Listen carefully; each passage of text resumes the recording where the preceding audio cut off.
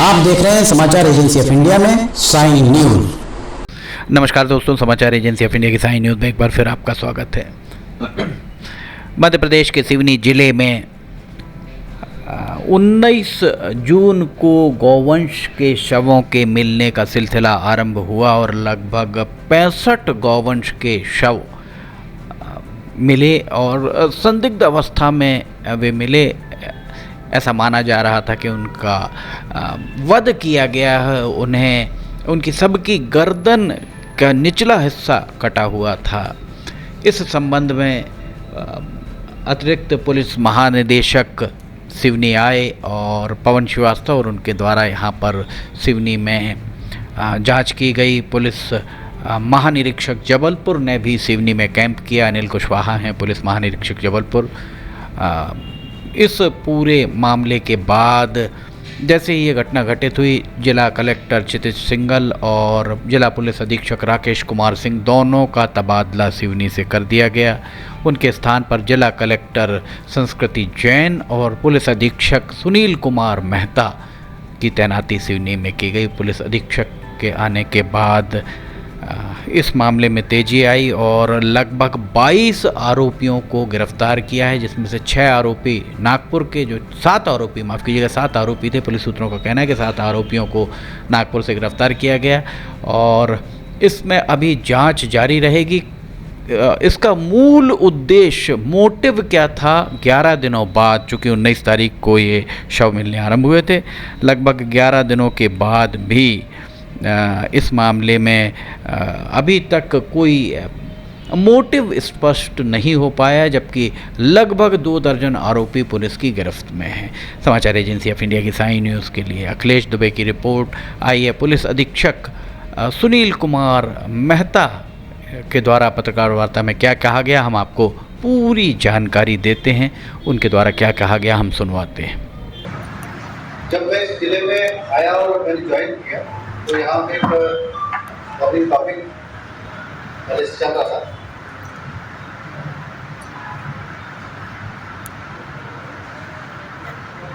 और बड़ा ही गंभीर घटना थी।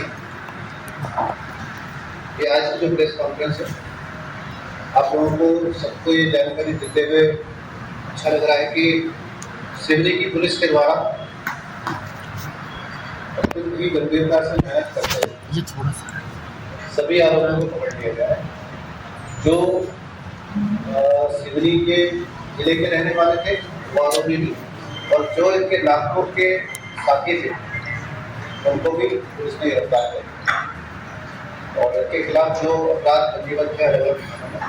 अभी आपको प्रेस नोट हम कलेक्ट करते थे, उस प्रेस नोट के आधार पे बता दिया जाएगा कि कौन से अपराध में किस किस तरह के उनको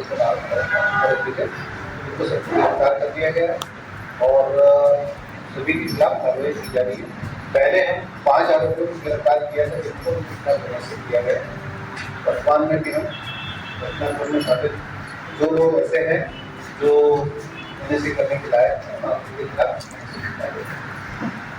ये सर हो गया कि जांच आगे भी चले। जांच का दायरा जब तक की विवेचना कोर्ट में पेश नहीं हो जाती तब तक बंद नहीं होता और ये विवेचना तब तक जारी रहेगी जब तक कि अंतिम निष्कर्ष पर हम पहुंच न जाए और चालान प्रस्तुत न्यायालय में चालान प्रस्तुत न करें। हिरासत में लेने के बाद से जो पूछताछ की होगी तो मोटिव क्या है, किस मकसद से इतनी बड़ी घटना को अंजाम दिया गया, क्या पता चला? 2 वर्ष वध करके इनको उस एवज में पैसा मिलता। लोग इस बात के लिए इस्रार नाम का उसमें आरोपी है, जिसको लोग इस बात के लिए पैसा देते थे कि वो अगर गोवन वध करेगा तो उसको पैसा दिया जाएगा। उस पैसे के लालच में ये घटना का पैसा क्यों देते थे? अब मकसद क्या है? गौवंश वध करके क्या खुशी मिलती थी या कुछ होता है, क्या था इसकी वजह से पैसा? देखिए, कुछ ऐसी चीजें होती है कि एक बिजा बिगाड़ने की स्थिति 153 धारा इसमें लगाई गई है अपराध में, और 153 की धारा इसी बात पे लगाई गई है कि किसी भी धार्मिक भावनाओं को ठेस पहुंचाना या सांप्रदायिक स्वभाव को बिगाड़ने की नीयत से कोई कार्य किया जाए तो उस पर ये धरा लगा तो उसी मोटिव के अंतर्गत इनको दिया गया। पूरी चीज़ें जानकारी में आई। अलग अलग थाना क्षेत्र में जो अपराध पंजीबद्ध हुआ उसमें तो 4 अपराधों में 22 आरोपी बने।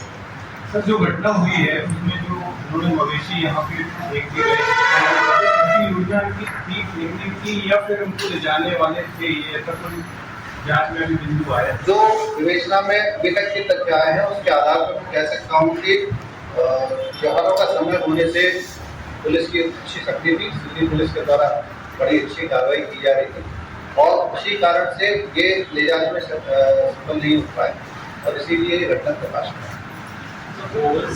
घटना के पूर्व ये बात आपके संज्ञान में भी परिवहन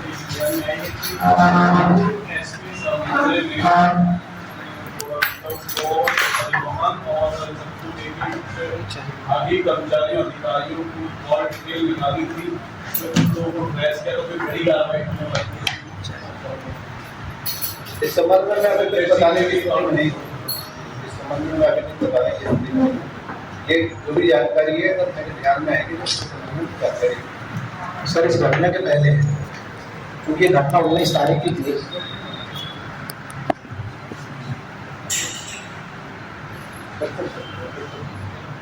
ये है क्या सर कि किसके द्वारा पैसा दिया जाता है? ये एक आदमी था, 10 आदमी थे? अलग अलग लोगों के द्वारा पैसा दिया जाता था और जो इसरार नाम का व्यक्ति उसके पास पैसा आता था वो पैसे से फिर वो यहाँ लोकल डिपार्टमेंट से उनसे संपर्क करके पैसा देने वाले मध्य प्रदेश के थे या बाहर के स्थानीय? कुछ लोग नागपुर के हैं, कुछ लोग मध्य प्रदेश के हैं, सिवनी के भी। ये पहली बार हुआ है या पहले से? जिसके संबंध में विवेचना कर रहे हैं बहुत सारी पूछताछ भी बात की है। अभी तक तो उन्होंने पहली बार का स्वीकार किया है और भी जानकारी मिलेगी वो विवेचना का पार्ट है। और बहुत सारी चीजें ऐसी होती है कि जो न्यायालय में प्रस्तुत करने से पहले बताई नहीं जानी चाहिए, न्यायालय में प्रस्तुत करने के बाद ही प्रकाश में आए।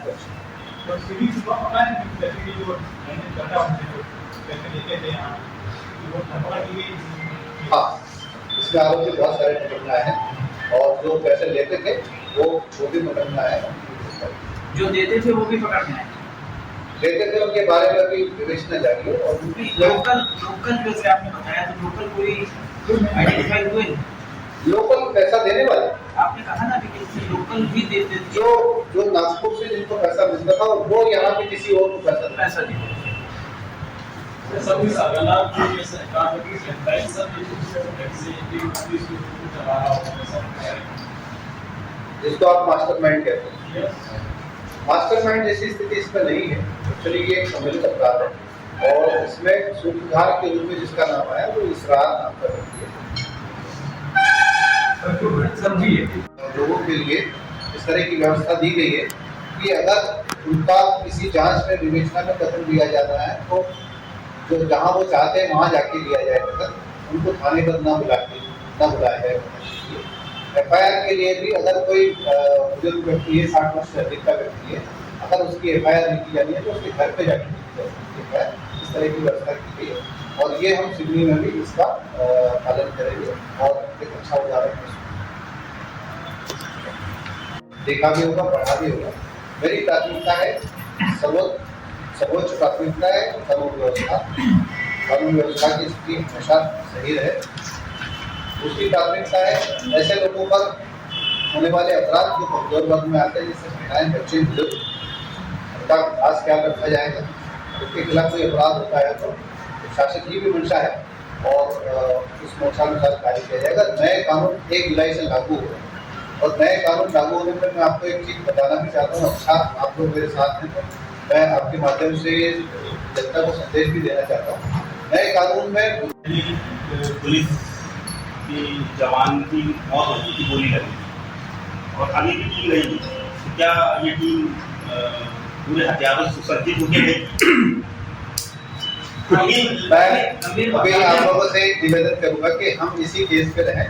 नहीं, इसी केस के बारे में पूछ रहे हैं कि पिछली बार मुझको गिरफ्तार करने गए थे तो एक हेड कांस्टेबल को गोली मार दी थी, 17 या 18 जनवरी की बात है, अभी तक वो आरोपी पकड़ा है अभी।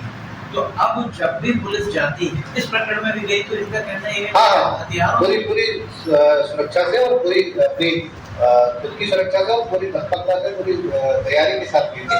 इस प्रकरण में पूरी तैयारी के साथ ही गई थी और रात में भी जब उनको एक जगह से दूसरी जगह शिफ्ट किया गया, जहाँ से लेके आए वो थाने तक ले जाया गया, तो पूरी सुरक्षा के साथ ले जाया गया, गाड़ी के साथ। तो पुलिस अधीक्षक सिवनी का क्या कहना था आपने सुना। पत्रकार वार्ता में उनके द्वारा पूरी जानकारी दी गई, पत्रकारों के प्रश्नों के उत्तर उनके द्वारा दिए गए। वध करने के उद्देश्य से सिवनी बुलाया गया था नागपुर के कुछ लोगों को। वास्तव में ये एक चौंकाने वाली ख़बर है, क्योंकि जिस तरह से ये पूरा घटनाक्रम घटित हुआ है और पुलिस का भी ये मानना दिख रहा है कि कहीं ना कहीं सांप्रदायिक सौहार्द को बिगाड़ने के लिए ये सब किया गया था। तो सबसे बड़ा प्रश्न यही है कि सांप्रदायिक सौहार्द को बिगाड़ने के लिए सिवनी से बाहर के लोगों के द्वारा सिवनी को आखिर क्यों चुना गया, इस बारे में पुलिस को, पुलिस के आला अधिकारियों को विचार करना होगा। पुलिस के अलावा सिवनी के चारों विधायक, दोनों सांसदों, कांग्रेस और भारतीय जनता पार्टी के जिलाध्यक्षों को विचार करना होगा। अब मौन रहने से शायद काम ना चल पाए।